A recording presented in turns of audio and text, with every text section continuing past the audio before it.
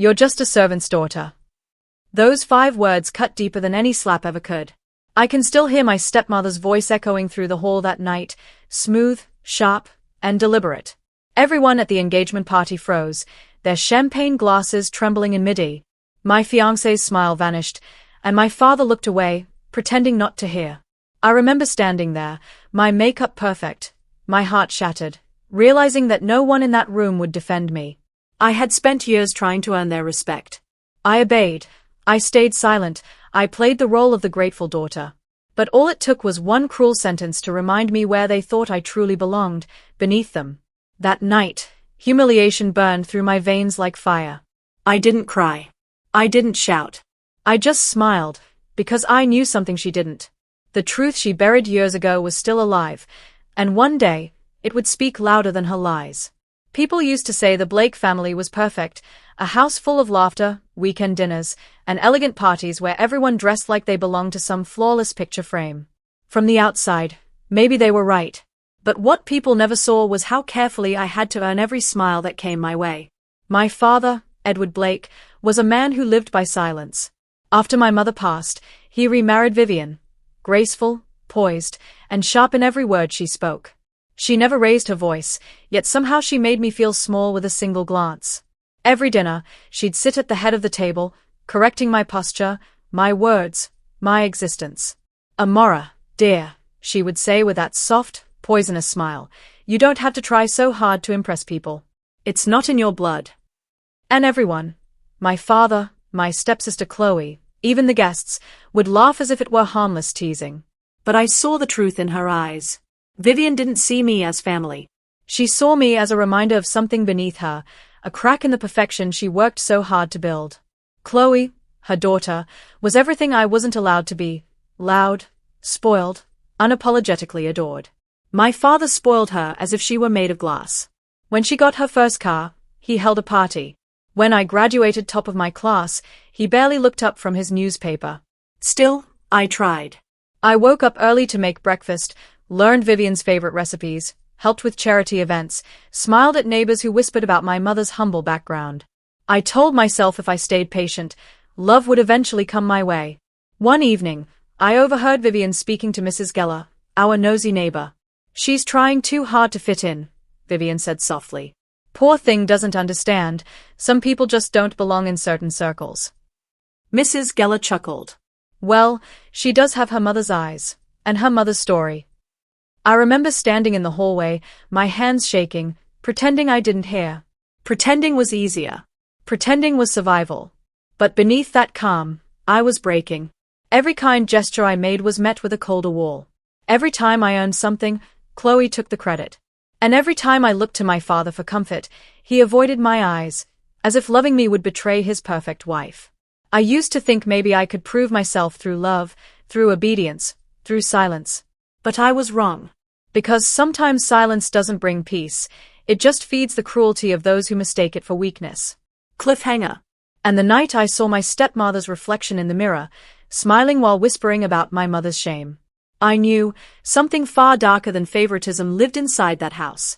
The first real crack appeared the night father announced his decision about the inheritance.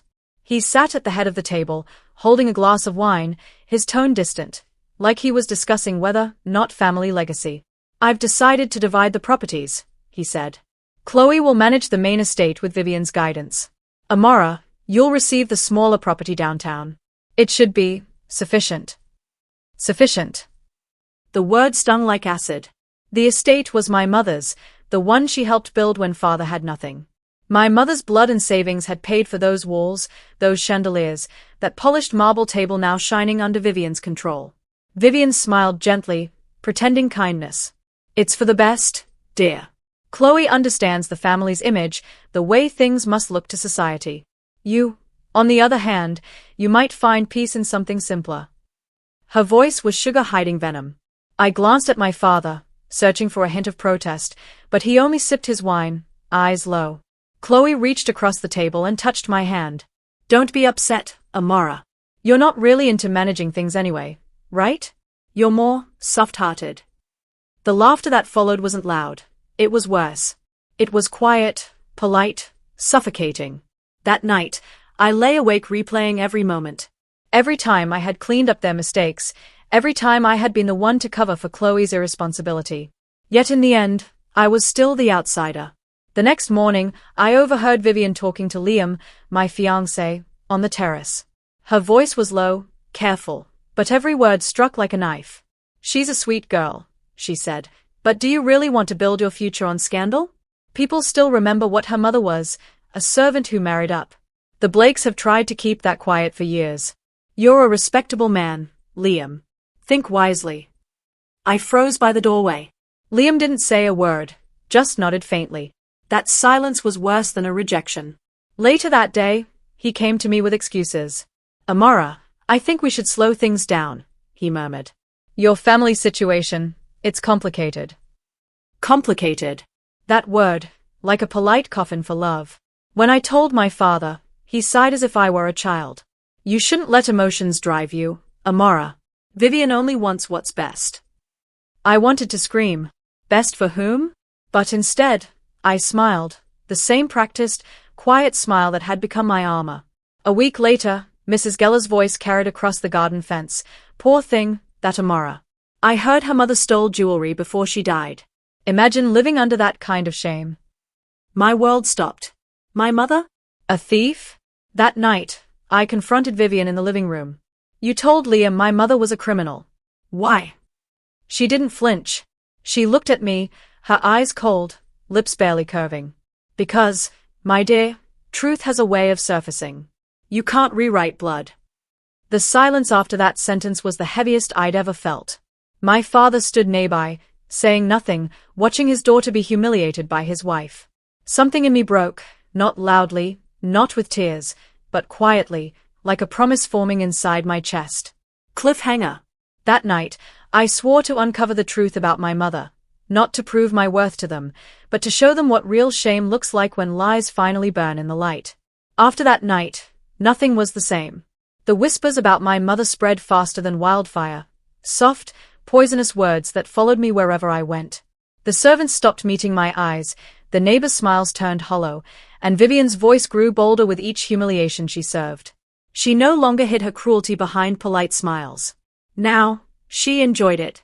At breakfast one morning, while guests were visiting, she said casually, "Chloe, dear, make sure the silverware is polished. You know how your sister's mother used to borrow things that didn't belong to her." The laughter that followed cut through me like glass. My father simply stirred his tea.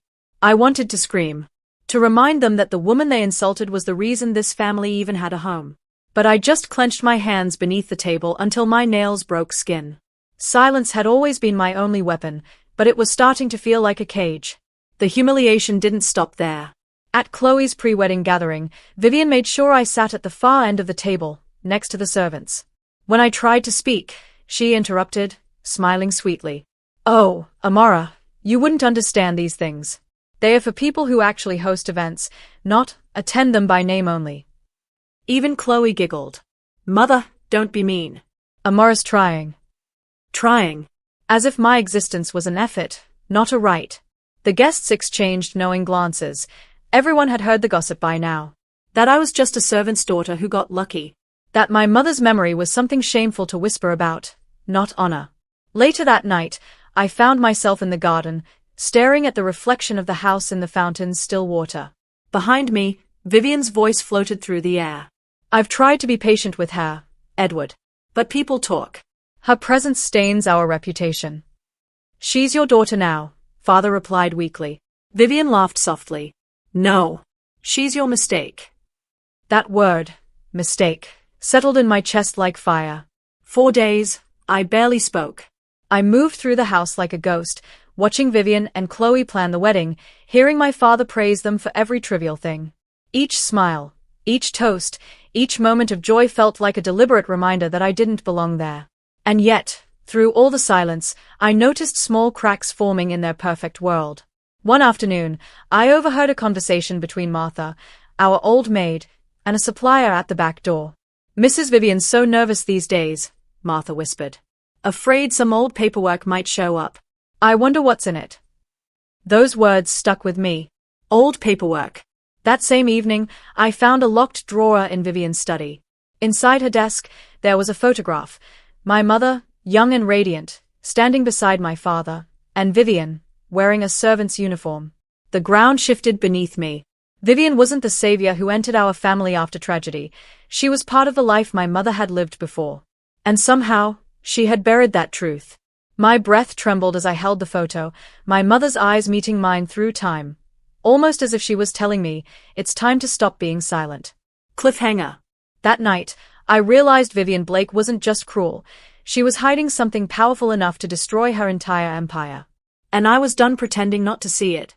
It happened 3 weeks before Chloe's wedding, the night that tore away the last thread of my dignity.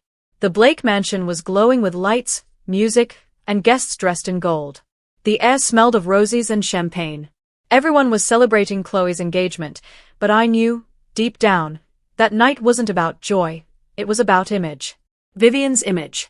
I had planned to stay quiet, to smile through the pain one last time. But fate, as it always does, had other plans. As I stepped into the ballroom, I noticed Vivian whispering something to the host, her eyes flicking toward me. She smiled, that same poised, perfect smile that always came before a storm. When the speeches began, my father took the stage first. "Tonight," he said proudly, "I want to honor not just Chloe, but the woman who raised her into the fine lady she is, my wife, Vivian Blake." Applause filled the hall. Vivian dabbed fake tears from her eyes, playing her role flawlessly. Then she reached for the microphone. "I appreciate everyone's love," she began. "This family means everything to me. But sometimes, not everyone within a family truly belongs." The crowd chuckled, unsure if it was a joke. My heart started to race. Vivian's tone hardened. "There have been rumors about my late husband's first wife, about where she came from. I think it's time people knew the truth." My breath caught. I could feel eyes turning toward me already, as if everyone knew who the story would target. "Before marrying Edward," she continued, "his first wife, Clara, Amara's mother, worked as a housemaid here. And I've recently discovered she was dismissed under suspicion of theft. Some people," she glanced at me, "inherit more than looks from their mothers." The room fell silent. Every laugh, every sound vanished, except the pounding in my ears. For a second, I couldn't move. The world blurred around me. I saw faces turning away, hands covering whispers. Liam, my fiancé, stood near the front, his expression unreadable. Then he stepped forward. "Vivian, is that true?" She placed a hand over her heart. "I wish it weren't, dear. But lies only hurt families. I couldn't let you marry into one built on secrets." Liam's eyes found mine, cold, distant, filled with shame. He didn't ask me. He didn't defend me. He just walked out, his family following behind. My father tried to speak, but Vivian held his hand, shaking her head slightly, commanding his silence like she always did. And he obeyed. The whispers began almost instantly. "A thief's daughter. How disgraceful. Poor Edward, such a scandal." I couldn't breathe. My vision swam. My chest burned with humiliation so deep it felt physical. I walked out before the tears came. My heels echoed through the marble hallway, each step heavier than the last. Outside, the night air hit me like ice. The laughter inside continued without me. For hours, I sat alone by the old garden bench, the one where my mother used to read to me. I remembered her voice, her kindness, her quiet pride. And suddenly, it hit me, she would never have stolen anything. Vivian's story was a lie. It had always been a lie. The next morning, I tried to confront my father. He stood by the window, his back turned. "Father, you know she's lying," I said, my voice trembling. "You know my mother wasn't a thief." He didn't turn around. "It's better this way, Amara. The less said, the better for everyone." "For everyone?" I whispered. "Or just for her?" He didn't answer. I realized then that I was truly alone. Every person I had trusted, every bond one had clung to, had broken in silence. 4 days after that, the house felt colder. The servants avoided me. Chloe pretended not to see me. And Vivian, she smiled every time we crossed paths, her victory shining in her eyes. One afternoon, I found my room emptied, my belongings packed neatly in boxes. A note lay on the dresser, written in my father's handwriting. "It's best for all if you take time away from home. We'll talk when things settle." I laughed, a quiet, hollow laugh. Thrown out of my own home, disowned by the family I had spent my life trying to please. But somewhere inside that pain, something shifted. It wasn't despair anymore. It was anger, cold, focused, alive. That night, I opened the box where I'd hidden the photograph I'd found, the one showing my mother standing beside Vivian in a servant's uniform. For the first time, I didn't cry when I looked at it. I smiled. Because if Vivian wanted to bury my mother's truth, she should have made sure I never found the shovel. Final line, turning point. That night, I stopped being the servant's daughter they pitied, and became the woman who would make them bow before the truth. The day of Chloe's bridal shower arrived, sunny, loud, and cruelly perfect. The Blake mansion shimmered with flowers and laughter, its marble floors gleaming under the chandeliers. To everyone else, it was a celebration. To me, it was Judgment Day. As I stepped through the doorway, heads turned.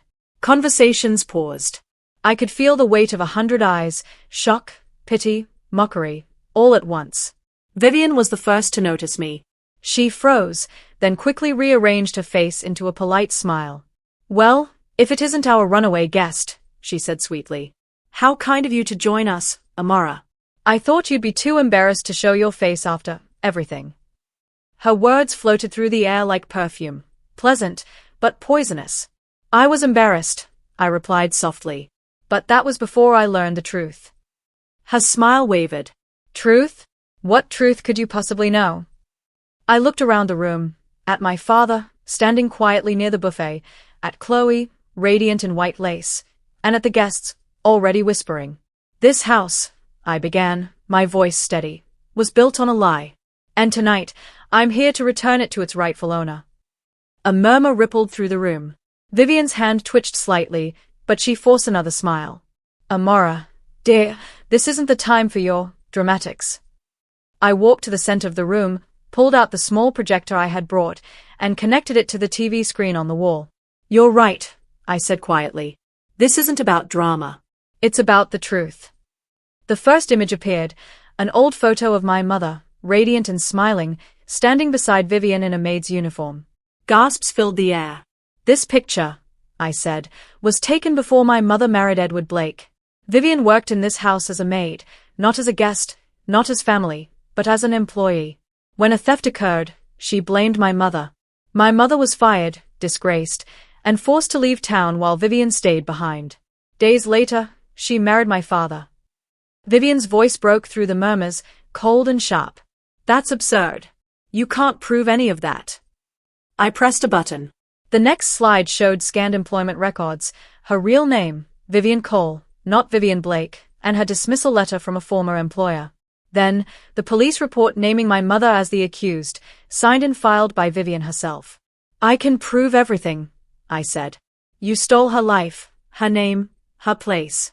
And you used lies to erase her." The crowd erupted into whispers. Chloe's face went pale. "Mom, is that true?" "Of course not," Vivian snapped, but her voice trembled. Samuel stepped forward from the back of the room, carrying a folder. "These are official records," he said calmly. "Filed 28 years ago. All verified." My father turned toward Vivian, confusion and horror clouding his face. "Vivian, tell me this isn't true." But she didn't answer. Her lips trembled, her hands shaking as she stared at the papers. The mask was slipping. I took a step closer. "You said my mother was a thief. You made me believe I was unworthy. You ruined my engagement, my dignity, everything I ever had, just to protect a lie." Vivian's voice cracked. "You don't understand what it was like. I had nothing. Your mother took everything from me, even him." "She took nothing," I said. "You stole it. And now, everyone knows." Silence filled the room. It was thick, heavy, the kind that comes when truth lands like thunder. My father sank into a chair, his face pale. Chloe's fiancé's family quietly slipped out, shame coloring their expressions. The Blake name, the perfect illusion, crumbled in one evening. Vivian turned toward me, desperation in her eyes. "You'll regret this, Amara. You think they'll love you now? You'll always be the servant's daughter." I met her gaze, calm, unflinching. "Maybe. But I'd rather be a servant's daughter than a thief's wife." The words hit harder than any scream. Vivian's face twisted, rage, defeat, disbelief all fighting for space. Then, as if something inside her snapped, she shouted, "You ungrateful girl. Everything you have is because of me." I smiled faintly. "No, Vivian. Everything you have was because of her. And now, it's over." I turned and walked away, the room silent behind me. For the first time in years, no one stopped me. No one told me to stay quiet. Every lie had been burned to ash, and I was finally free. Final dramatic line. As I walked out of that mansion, the same words she once used against me echoed in my mind, but now, they sounded different. "You're just a servant's daughter." Yes, and the servant's daughter just destroyed her queen. The fresh air outside the Blake mansion felt unreal, crisp, cold, and liberating. For the first time in years, I wasn't walking away in shame. I wasn't running from whispers or lies. I walked out with my back straight, and the truth behind me like a shield. The street was quiet compared to the chaos I left inside. A gentle wind tugged at my hair, as if reminding me that the world was bigger than the walls that once suffocated me. My footsteps echoed freedom, slow, steady, unafraid. Behind me, the doors remained shut. No one called my name. No one followed. And that was fine. My family, or the people I once believed were my family, stayed inside to face the consequences of their lies. I didn't need to witness their downfall. Their silence was proof enough that justice had finally found them. Samuel walked out moments later. He didn't say anything at first, just handed me a small leather notebook. "Your mother's," he said quietly. "Vivian kept it hidden all these years." My hands shook slightly as I opened it. The first page held a simple sentence in my mother's handwriting. "If my daughter ever reads this, tell her she was always loved." I exhaled, a long, shaky breath, and suddenly, everything felt lighter. Samuel's voice broke through the moment. "You did what most people spend a lifetime fearing. You faced the truth, and spoke it out loud." I looked at the mansion one last time, its windows dark and cold, like the hearts that ruled inside it for too long. "They always treated me like I wasn't enough," I said. "But today, they learned what enough looks like." He nodded. "So what now?" I smiled, a real smile, born from the ashes of everything they destroyed. "Now, I live." We walked toward his car, but halfway there, I stopped and turned back. Not out of regret. Not out of longing. But to bury the pain one last time. I whispered, more to myself than anyone. "Respect is not something I will beg for anymore, it's something I already deserve." That single truth, the one they tried to take from me, now belonged entirely to me again. The days that followed were quiet, healing, and beautifully ordinary. I found work in a small publishing office using the portfolio I built while they mocked my dreams. I rented a little apartment with peeling wallpaper and a view of the city, and to me, it was a palace. Loneliness didn't feel cruel anymore. It felt earned, like a calm after a long, violent storm. And with time, that loneliness turned into peace. Word reached me that Chloe's wedding had been postponed. Vivian had stopped showing her face in public. My father tried to reach out once, but I wasn't ready, and maybe I never would be. Some wounds don't require reopening to heal. They require distance. Every morning, I opened my mother's notebook and read one page. Her love, buried under lies, had outlived every attempt to erase it. And with each page, my heart stitched itself back together. I realized something important, something I want every rejected soul to know. Dignity isn't given by others. It's reclaimed by yourself.